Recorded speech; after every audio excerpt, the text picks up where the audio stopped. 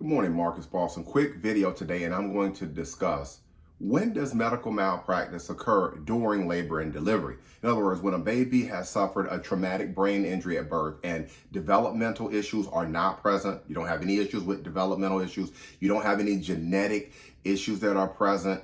How do we know, or when does medical malpractice occur when mom is giving birth during labor and delivery? And what I want to talk with you about for today's video are two types of, common injuries that we see and how we see it when we are doing a birth injury investigation for a family to help them determine what happened or what was the cause of their baby's traumatic brain injury at birth. And generally, this is going to be in our context in HIE or a hypoxic ischemic encephalopathy type of injury. So before I get too far into the video, what I want to help you understand is this.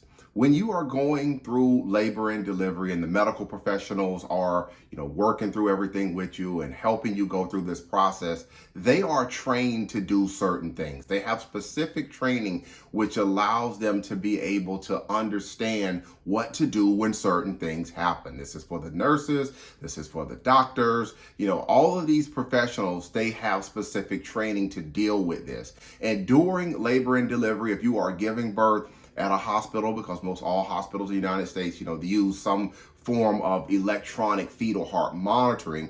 They use this monitor. And this monitor is important because in real time, what it does is it allows doctors and nurses to really be able to see how well your baby is tolerating a vaginal delivery. In other words, how's everything going? And so what it does is when you got started with everything, I'm sure they hooked you up, mom, and you may have remembered something on you, them putting some stuff on your belly, a belt or some type of device on your belly. And this, what it's doing is it is monitoring you and it's monitoring the baby. And what we can see when there are problems, when a baby suffered a traumatic brain injury, what we do is we want to look at that record. We want to see the readings from that electronic fetal heart monitor. And I'm going to show you really quickly an example of what it looks like. This is an electronic fetal heart monitor strip. This is a portion of the strip. And as you can see on this strip, it's a bunch of numbers and wavy lines and all of this stuff. But just for you, what you should know is that the medical professionals are trained to understand what these things mean. The top part of this strip that you're looking at, that's the baby's information. And on the bottom, those lines on the bottom, that's mom's information. And the lines that you see going up and down, those can be signs of contractions. The lines on the top that you see, that's going to show the baby's heart rate. It's showing things like variability. It's showing whether there are deceleration patterns there. It's showing a host of things. But this strip, believe it or not, this is what medical professionals are trained to be able to see and be able to read as your baby is going through labor and delivery. Where we can have problems is when that strip, what I just showed you, when it is showing readings that are non-reassuring, where it is showing that the baby may no longer be tolerating a vaginal delivery. And when this happens, doctors and nurses, they have to move accordingly based on what they see going on this strip. So it's not just enough for them to just see stuff going on and not react to it. Because what can happen is if the strip shows that the baby is struggling or the baby is having problems and is no longer tolerating that vaginal delivery, I'm going to use one of their terms, the strip has moved, let's say, for example, in one of the worst case scenarios, it's moved into a category 3 area, then that can be signs that the baby is having serious problems. And if the conservative measures that are being done, if there are conservative measures being done, if they are not rectifying the problem, then doctors and nurses have to be ready to move to an emergency C-section when warranted. Where problems can occur is when that strip is going on and on and on. The doctors and the nurses, they are on notice that the baby is having problems and essentially nothing is being done, or the right remedial measures are not being taken. If the baby goes on for too long like that, in bad shape essentially, then the baby can suffer a traumatic brain injury like HIE, which in our context is going to be either a cutoff of blood and oxygen or a reduction of blood and oxygen or oxygenated blood getting to the baby, which will lead to a brain injury. We find a lot of this stuff out when we request records like this, like these strips, and we're able to look at them and we are able to dive deep into them. And I'll tell you, sometimes when we depose these nurses and these, the nurses that are in with labor and delivery, sometimes they are reading these strips wrong.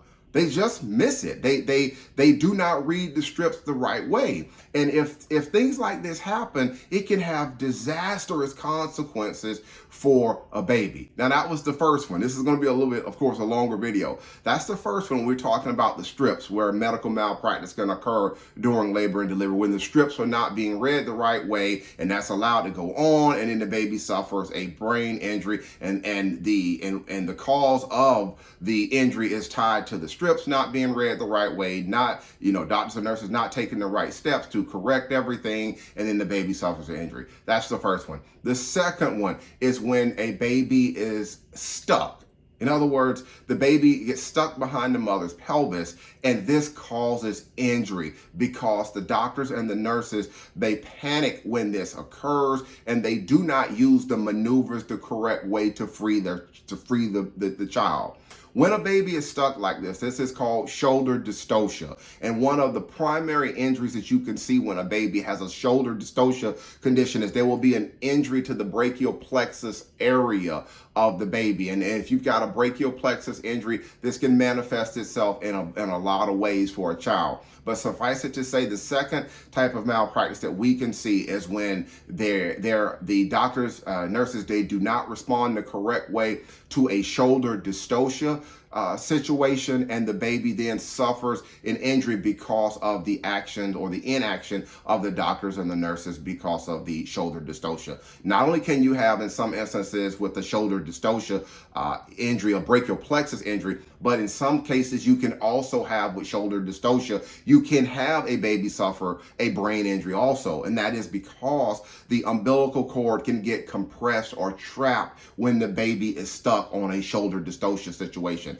And if the umbilical cord is trapped, you get compression of the umbilical cord, then you will see a reduction or a cutoff of oxygenated blood to the baby. Again, this is what I talked about in the first part of the video, leading the baby to suffer a brain injury. And you may see on the fetal heart monitor that those strips, you may see a drop in the baby's fetal heart rate when there is compression of the umbilical cord. You could even get down into some bradycardia situations. So I know that I talked about a lot in this video. This is a much longer video, but I'm putting it all together. I'm helping you understand this is the type of analysis that is taking place when you contact someone like myself, a birth injury attorney, about these issues. Because at the end of the day, a lot of times families have no idea about this stuff. I mean, what I just talked about, I know this type of stuff because this is what I do. This is my practice area. And a lot of times families have no idea that all of this is going on because, let's face it, doctors and nurses, they're not going to just come out and say, well, you know what? I'm sorry about everything. I screwed up. Yeah, I caused your baby's injury. The strips. I didn't read them right. No, that's not going to be the case. It takes individuals who are trained and understand the issues present to be able to get in and be able to explain this to families and help them get answers.